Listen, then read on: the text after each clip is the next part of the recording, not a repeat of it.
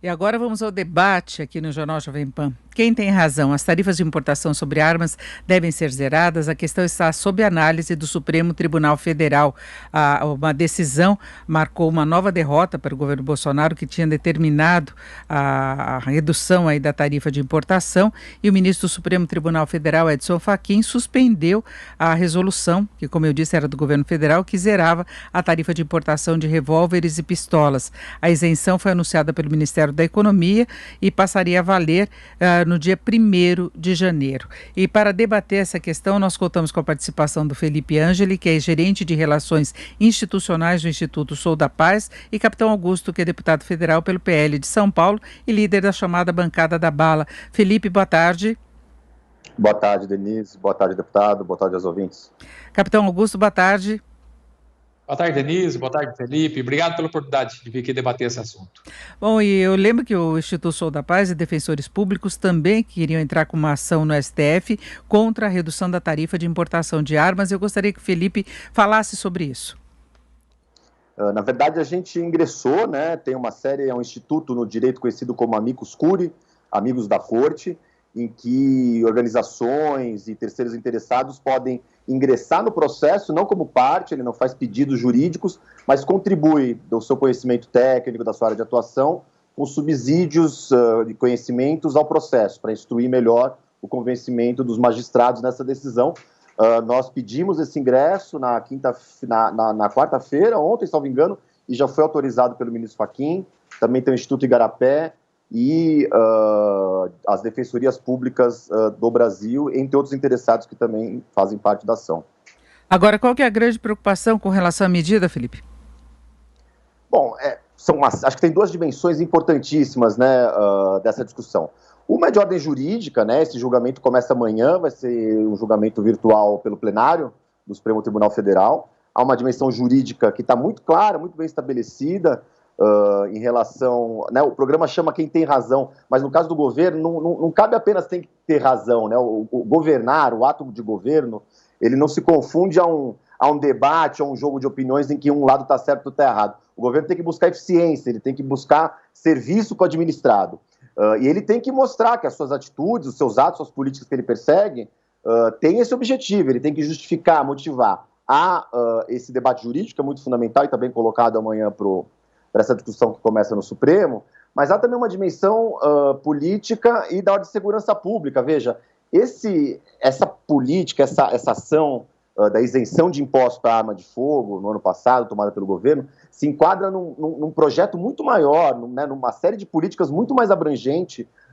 que chegou aí dos 2 anos de governo Bolsonaro a 27 normas, 27 atos normativos, são 10 decretos, 14 portarias, 2 projetos de lei e outras normas infralegais com um objetivo único, como essa decisão aí dos CHESEX, né, desse grupo, dessa comissão, em termos tributários, faz parte de uma grande política, de uma macro política de armamento da população, e cujos resultados está aí, né? O jornal o Globo esse domingo mostrou que a gente teve, nesses 2 anos de governo Bolsonaro, uma explosão no número de armas registradas, e já passa mais de 1 milhão de armas registradas com a população. Então, acho que essas duas dimensões são importantes para a gente entender o que está em jogo.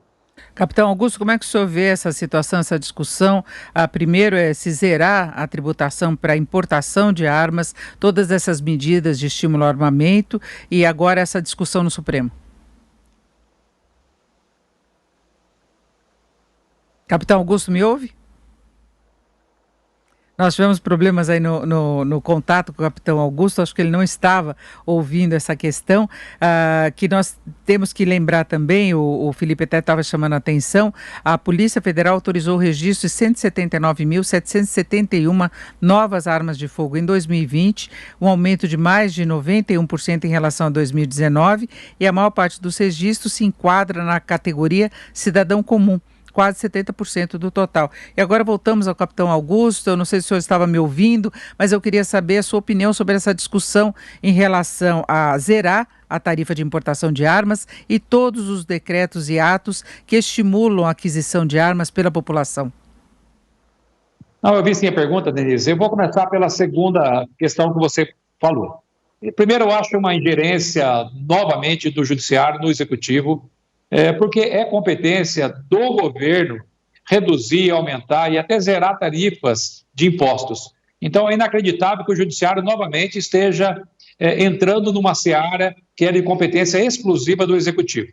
A segunda questão da isenção de impostos, nós somos lá pela Frente Parlamentar de Segurança que eu presido e também pela Frente Parlamentar dos CACs, colecionadores, atiradores e caçadores, plenamente favorável também a essa redução de impostos para aquisição de arma. Lembrando que essa redução seria para os profissionais da área da segurança, que têm a arma como seu instrumento de trabalho. Os policiais militares, policiais civis, policiais federais, rodoviários federais, os guardas municipais, é um instrumento que nós temos para estar trabalhando. O Estado não consegue nos proporcionar uma arma que vá ter o mínimo de possibilidade de confrontar com qualquer marginal das facções criminosas que utiliza armamento de guerra.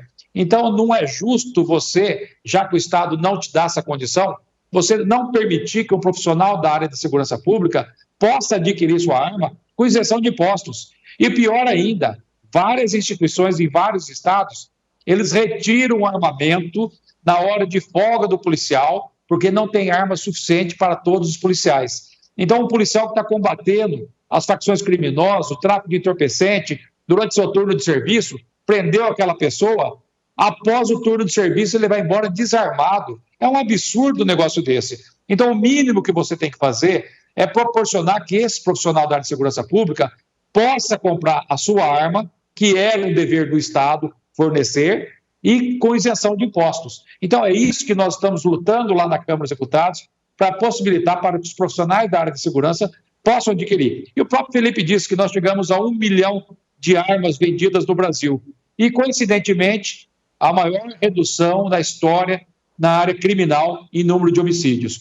Quando foi estabelecido o Estatuto de Desarmamento, nós tínhamos aproximadamente 25 a 30 mil mortes ao ano. E quando desarmaram a população de bem, nós chegamos a 65 mil mortes ao ano. E agora que nós voltamos a possibilitar que o cidadão de bem, depois que passar por todos aqueles critérios psicológico, psicotécnico, a justificativa da aquisição de arma, treinamento, que possibilitou a venda de 1 milhão de armas, nós tivemos uma redução na criminalidade no país. Para ver como é que não tem nada a ver a questão da população estar armada com o aumento criminal. Os países mais seguros do mundo são aqueles que têm a população mais bem armada. E nós não estamos defendendo a população geral. Nós estamos obedecendo os mesmos critérios que foi estabelecido lá no Estatuto de Desarmamento. Ou seja, a pessoa tem que ter ficha limpa, não pode ter antecedentes, tem que justificar a sua posse de arma, tem que passar por treinamento, tem que passar por uma avaliação psicotécnica, psicológica. Então, nós estamos mantendo todo o rigor que existia. Apenas nós estamos flexibilizando o porte e posse de armas e, com isso, houve uma redução da criminalidade no Brasil. Felipe, por favor. Bom, são vários elementos, né, que o deputado Capitão Augusto traz. Em primeiro lugar, não se trata de uma ingerência do Supremo, porque o Poder Judiciário tem, enfim, a competência de analisar qualquer ato quando procurado por um ator legítimo. Ele ainda não decidiu. A análise disso pelo Supremo não pode ser de forma alguma identificada como qualquer tipo de ingerência. A República pressupõe esse tipo de atuação do Poder Judiciário. O outro ponto se diz respeito a justamente o que ele fala, né? Esse é uma isenção fiscal que vai beneficiar aos policiais, aos profissionais da área de segurança. Não é verdade, essa portaria ela não faz essa discriminação entre quais são os beneficiados. Toda pistola, todo revólver com essa portaria vigente teria o seu imposto de importação isento, anulado, mas é um ponto interessante, porque esse é um dos pontos jurídicos que vai ser tratado a partir de amanhã, capitão, no sentido de que a origem do pedido, a origem dessa decisão foi uma demanda do governo justamente para zerar a alíquota apenas para policiais e profissionais da área de segurança. Só que a Procuradoria da Fazenda alertou ao governo que isso era inconstitucional. Isso configuraria uma transferência de renda pública para apenas o segmento, justamente o segmento de policiais e de profissionais da área de segurança. Há que se haver isonomia no tratamento tributário, isso é uma dos princípios constitucionais que regulamentam, né, a tributação, e o regime fiscal. Regime fiscal, esse é importante dizer, o Brasil vive uma crise fiscal brutal. E qual é o interesse de uma renúncia fiscal, ou seja, de perder receita, no momento em que o Brasil, veja, no ano passado, aumentou em 100%, foi 94% os dados de aumento de importação desse revólver de pistola com o imposto vigente, ou seja, não é que estava havendo um problema de mercado ou uma dificuldade de acesso do consumidor ou qualquer coisa do gênero. Com o imposto vigente, a gente teve um aumento de 94% no número de importações. Enfim, nessa discussão no Supremo, houve alteração quando a Procuradoria-Geral da Fazenda disse que não era possível se conceder essa isenção apenas aos policiais. O governo decide, sem justificar, porque a gente tem esses documentos, pedimos via lei de acesso à informação e estão instruindo o processo, e ampliam isso para toda a população. Enfim, e para completar, eu acho que tem uma questão seguinte: o deputado Capitão Augusto, parlamentar, ele tem todo o direito, ele diz, nós do parlamento estamos discutindo. O parlamento tem todo o direito a discutir o que quer que seja. Agora, a gente não está falando disso, a gente não está falando de leis ou projetos de lei ou de debates parlamentares em que todas as forças enfim, a diversidade brasileira estão representadas. A gente está falando de atos do governo, unilaterais, sem ouvir a população e sem justificar. Por fim, acho importante o Capitão Augusto trazer, né, esses dados da segurança pública, né, dessa suposta coincidência que quando mais se ampliou o número de armas foi a maior redução no número de homicídios no Brasil. É importante esclarecer porque não é verdade. Primeiro que a maior redução de número de homicídios no Brasil foi justamente nos anos seguintes, em termos absolutos, foi justamente nos anos seguintes à aprovação do Estatuto do Armamento em 2004, 2005 e 2006. Foi a primeira queda de homicídios naqueles 20 anos e uma queda muito expressiva, a maior da história. Houve uma queda, de fato, em 2018, antes do governo, justamente, Jair Bolsonaro. Essa queda se inicia em 2018, não foi a maior da história, permanece em 2019 e em 2020, que é o ano dos dados que eu estou mencionando agora, dessas explosões de mais de 1 milhão de armas, de 100% de aumento de importação, os índices voltam a subir. Os índices não estão caindo no Brasil. Com pandemia, com isolamento social, os índices de homicídio, inclusive no estado do Capitão Augusto, estado de São Paulo, que tem uma história de muito sucesso na redução de homicídios, também tem visto os seus homicídios voltar a crescer. Então, é importante que se diga, em 2018, 2019, houve uma redução de homicídios, não foi a maior da história, não teve nenhuma incidência de atos do governo Bolsonaro, até porque começou antes, e, pasmem, a hora que, de fato, a gente começa a sentir as políticas de Jair Bolsonaro, coincidentemente, por enquanto, os homicídios voltam a subir. Essa é a realidade. Capitão Augusto, por favor. Capitão Augusto, o senhor me ouve? Não, nós tivemos um problema aí. Eu quero só complementar os dados, até que o Felipe estava colocando, que após 7 anos de queda, São Paulo, por exemplo, teve aumento dos homicídios, não é como você colocava, subiram 4,1%, passando de 2.778 para 2.893 ocorrências no estado, isso na comparação 2019 com 2020, com um caso registrado a cada 3 horas. São Paulo interrompeu essa sequência de 7 anos de queda e viu o número de homicídios subirem. Os dados foram consolidados pela Secretaria de Segurança Pública. Capitão Augusto, agora sim. Capitão Augusto? Problemas que no contato, a questão técnica a gente estava colocando. Felipe, eu queria que você comentasse esses números, e é uma preocupação, o capitão Augusto ressaltava a importância aí de os policiais terem acesso ao equipamento, que na verdade deveria ser, inclusive, uma responsabilidade do poder público, né, essa segurança oferecida aos policiais de um modo geral, não que eles tenham que comprar as armas, e o que chama atenção é esse balanço geral do número da população que está tendo acesso a armas agora, não é? Justamente é uma pena, até porque que tenha problemas na participação do deputado Capitão Augusto, que eu conheço, a gente já participou de outros debates, conhece lá da Câmara dos Deputados, em que a gente acompanha esse trabalho legislativo, mas eu queria, justamente isso que você coloca, Denise, eu queria chamar um ponto de atenção que me espanta.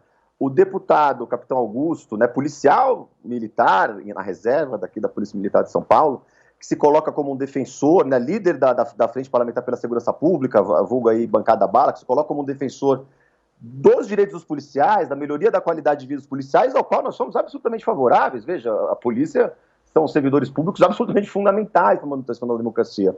Agora me espanta que o líder de uma bancada que, em tese, defende a melhor qualidade de vida dos policiais e a melhor condição de trabalho dos policiais, diga o seguinte: olha, o Estado não faz nada, então é melhor a gente se armar. Assim, eu acho, na minha opinião, no meu ponto de vista, cabe ao representante eleito, cabe àquele parlamentar que representa um grupo de interesse específico, que busque as melhorias de condição de trabalho oferecidas pelo seu empregador, no caso o Estado. Em vez dele estar lutando no Parlamento Brasileiro para que o Estado, para que os estados da federação, para que os comandos de polícia, para que o poder público ofereça as melhores condições de trabalho para os seus policiais, ele está dizendo: se vira, eu vou baixar o imposto e você compra a sua arma. Imagina os médicos, no meio da pandemia, o Estado fala: olha, os representantes médicos dizem o seguinte: o Estado não dá oxigênio mesmo, o Estado não dá seringa, não dá EPI, então é o seguinte, não dá remédio, dá vacina, então assim, eu vou baixar os impostos e médicos, se virem, comprem vocês para fazer o seu trabalho. Eu acho isso absolutamente, eu não consigo compreender essa lógica. Vamos voltar agora ao Capitão Augusto.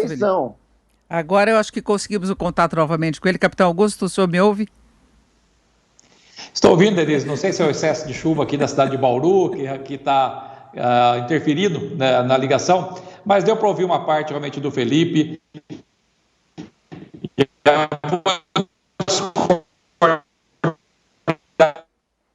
Capitão Augusto, nós vamos entrar em contato com o senhor por telefone, que eu acho muito importante ter a sua posição também nesse debate, porque é exatamente o contraponto em relação à posição do Instituto Sou da Paz, que é contra se zerar a importação de armas, a tarifa de importação. E, Felipe, há um questionamento geral com relação a esses decretos que estimulam, não é, a aquisição de armas.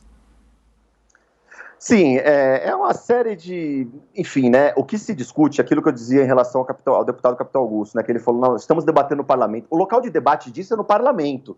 Para que essas razões, inclusive as deles, da sociedade civil, dos policiais, de outros parlamentares interessados no tema, enfim, da sociedade, é o parlamento. Esse é o poder estabelecido para correr esse debate. O que a gente disputa, em grande parte dessa política de Jair Bolsonaro, do presidente da República, é que ele faz isso à revelia do povo, à revelia da discussão com o parlamento, com a sociedade civil, com as motivações que a Constituição, as justificativas que a Constituição obriga. É uma chuva, uma tempestade de normas, 10 decretos, 14 portarias, uma série de normatizações, muitas vezes contraditórias entre si, que criam um caos normativo que prejudica o interessado, inclusive, e que estão sendo disputadas no Supremo Tribunal Federal também. O Supremo, com a relatoria do ministro Edson Fachin, pautou essa discussão que começa amanhã no plenário virtual do plenário virtual do Supremo, mas existem outras ações que disputam todos esses decretos, que justamente é isso. Independente, nós temos pontos técnicos para disputar o porquê não é conveniente, não é oportuno e não é bom para o país aumentar a circulação de armas de fogo, mas também há questões de ordem constitucional que devem ser respeitadas no debate democrático. Aqui é uma democracia e não há nenhum poder que pode impor a sua vontade sem justificar as suas razões. E é isso que a gente está disputando no Supremo. E a gente viu nesta semana com a definição das pautas prioritárias do governo para serem discutidas pelo Congresso e voltou a incluir projetos, não é, que já tramitam no Congresso sobre armamento. Um deles já foi aprovado na Câmara e depende agora do aval do Senado, que prevê novas regras sobre o uso de armas por caçadores, colecionadores e atiradores, os chamados CACs, e o texto define, por exemplo, os procedimentos para o registro das armas e a obtenção do certificado de capacidade técnica dos atiradores. E o segundo projeto ainda está na Câmara e, entre outros pontos, modifica a legislação sobre quem pode adquirir armas e a quantidade que pode ser comprada. Um dos trechos libera o porte de arma para todos os guardas municipais do país. O capitão Augusto estava se referindo a essa questão da proteção também dos policiais em relação aos bandidos, o combate à criminalidade, e atualmente a lei especifica que o porte é autorizado apenas para guardas municipais das capitais dos estados e municípios com mais de 500 mil habitantes, ou no caso de cidades com mais de 50 mil e menos de 500 mil habitantes, para aqueles que estiverem em serviço. O direito ao porte é autorização para transportar a arma na rua. É diferente da posse, que só permite manter a arma dentro de casa. Felipe?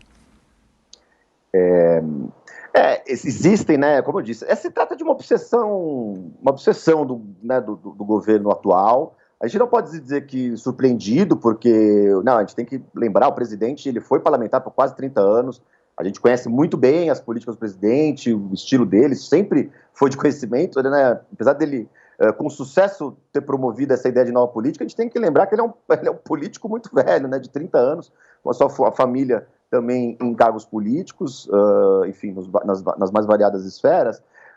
Então não é uma surpresa, esse debate está colocado. Em relação a essa questão dos CACs, né? Agora, Felipe, deixa eu te interromper novamente, Capitão Augusto voltou agora por telefone. Conseguiu. Capitão Augusto, eu falava há pouco dos dois projetos que estão em tramitação no Congresso e que foram incluídos nas pautas prioritárias que o governo está discutindo com o Congresso. Bom, Deise, até desculpa, acho que é o excesso de chuva aqui no interior que realmente está dificultando o contato via vídeo. Primeiro, deixa eu contestar o Felipe novamente aí, de falar que há uma ingerência, sim, do Judiciário, do Supremo Tribunal Federal, do Executivo, porque diariamente, semanalmente, o Executivo altera alíquotas de impostos, e nem por isso há qualquer ação do Supremo Tribunal Federal recorrendo dessas reduções ou alterações de impostos. E justamente na questão de armas, eis que aparece o Supremo Tribunal Federal interferindo. Então, há uma ingerência direta. A questão também que o Felipe falou, que não é verdade sim, que depois do que se colocou em prática o Estatuto de Armamento, tirando as armas, houve um acréscimo, os números estão aí por si só, nós saímos de 25 mil para 65 mil mortes violentas ao ano, e pela uma redução nesse gráfico que só vinha subindo. Então nós conseguimos nos últimos 2 anos com o governo Bolsonaro e com a política de armar a população, haver uma redução nesses números. E, pelo jeito que eu senti, eu vou ter o apoio do Felipe e do Instituto Sou da Paz para que isente de impostos a aquisição de armas por profissionais da área de segurança pública. Realmente o projeto, ele traz no seu escopo uma redução de tarifas de impostos para todos que quiserem adquirir as armas. Obviamente que o Congresso é soberano e essa, digamos, isenção total e geral dificilmente passaria, mas a gente conseguindo, ao menos, que os profissionais da área de segurança possam adquirir suas armas com isenção de impostos, nós já daremos por satisfeito e, pelo jeito, o Felipe, o Instituto Sou da Paz, pela primeira vez, vai nos apoiar nesse projeto, reduzindo a tarifa de impostos por profissionais da área de segurança. Esses 2 projetos foram encaminhados agora pelo presidente Bolsonaro. Então, vamos lembrar que no ano retrasado, no primeiro ano de mandato do governo Bolsonaro, nós tínhamos um pacote que foi dividido em 3. Então, primeiro nós aprovamos a flexibilização do posse de arma rural, que acabou sendo porte de arma rural, que antes era restrito à sede do sítio, da fazenda, da chácara, e o proprietário da arma passou a ter o direito de andar em todo o seu território, né, com a sua arma. Então, é posse de arma estendida da área rural. Regularizar a questão dos CACs, dos colecionadores, atiradores e caçadores, aumentando o número de armas e munições para fins de aquisição.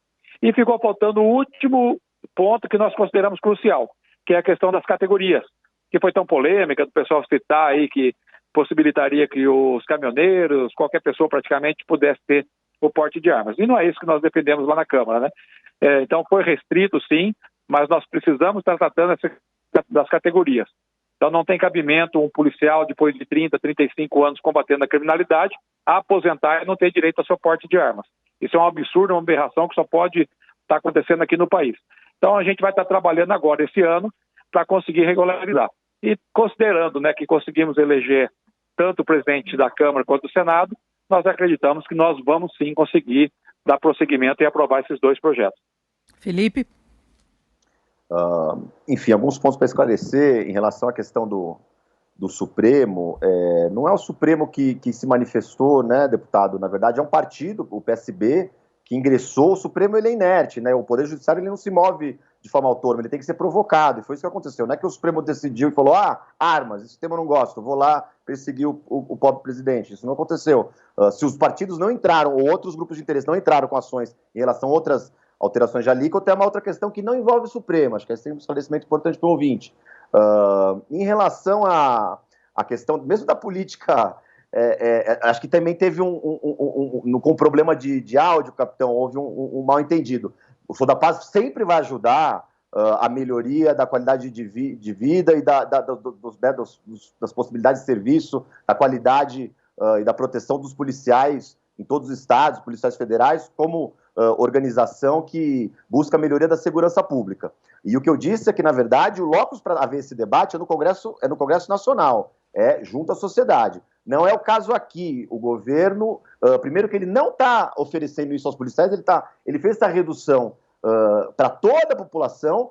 E vamos lembrar, no meio da pandemia, com gente morrendo asfixiada em Natal, em Manaus, no Amazonas, esse mesmo expediente, essa mesma metodologia foi utilizada para aumentar o imposto que era isento de oxigênio hospitalar. E aí, no momento em que o Brasil está com uma crise fiscal brutal, com a pandemia que matou, a gente está chegando, em breve vamos chegar a 300 mil brasileiros.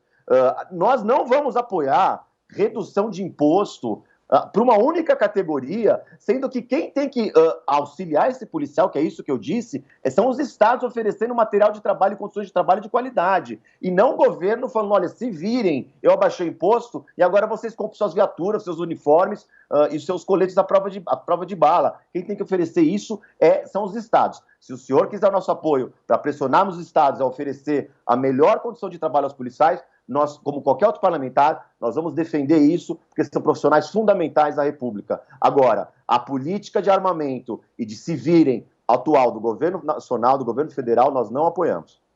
Capitão Augusto, por favor. Na verdade, percebe-se novamente que o Instituto Sou da Paz, infelizmente, sempre na contramão do que nós, da área da segurança, trabalhamos, do endurecimento da legislação penal, de fortalecimento das instituições policiais.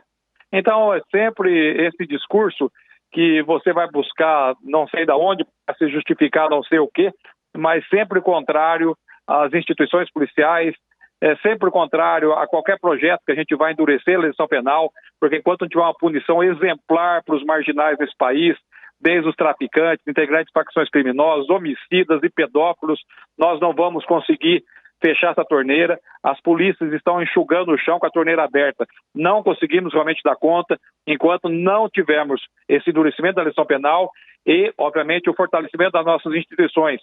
Os nossos policiais estão morrendo. É o país onde mais morrem policiais no mundo.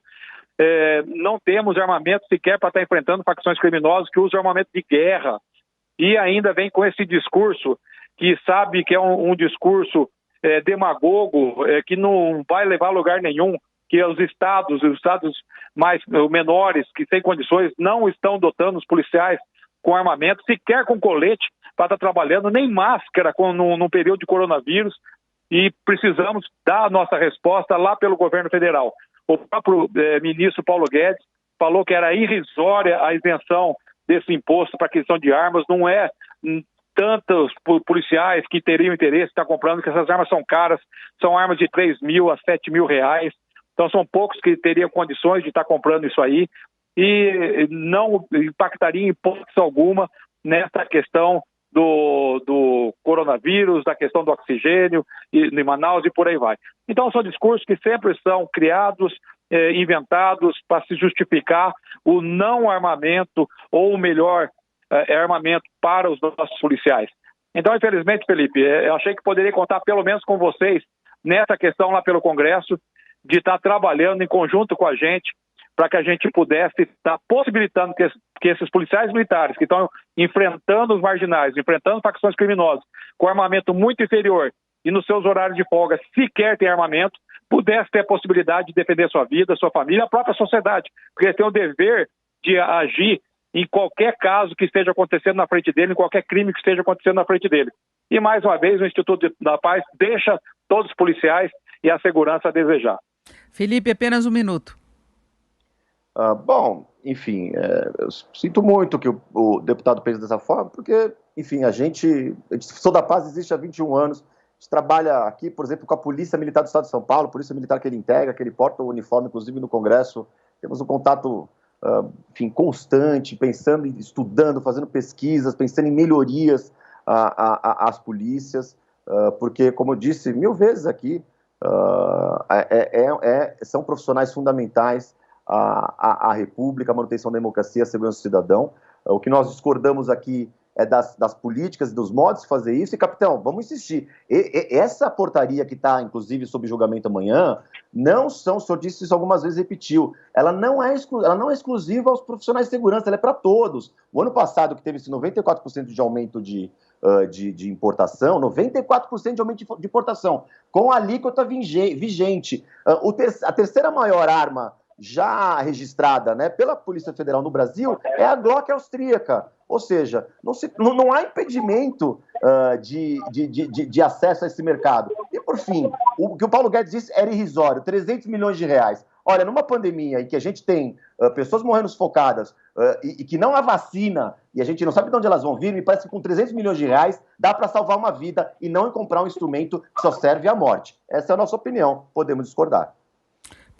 Capitão Augusto, para fechar, nós já estouramos o horário, só para fechar mesmo. Tá bom, Denise, só vou lembrar que da mesma forma que o Instituto da Paz vê a questão do armamento como relacionada à morte, a gente vê com a vida. Nós, policiais, cidadãos de bem, a gente utiliza a arma para preservar a vida, para salvar vidas e não para a morte. E, infelizmente, o Instituto da Paz fica vendo de forma contrária. Já erraram quando aprovaram o Estatuto de Armamento, que elevou o número de homicídios, e estão errando novamente de não ajudar a gente na prevenção do posse e porte de armas.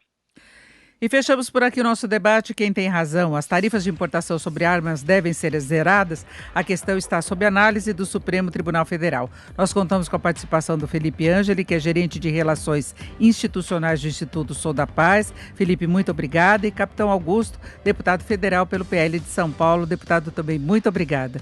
E obrigada a vocês que estiveram com a gente até agora. Obrigada pela audiência, pela companhia. Uma ótima tarde.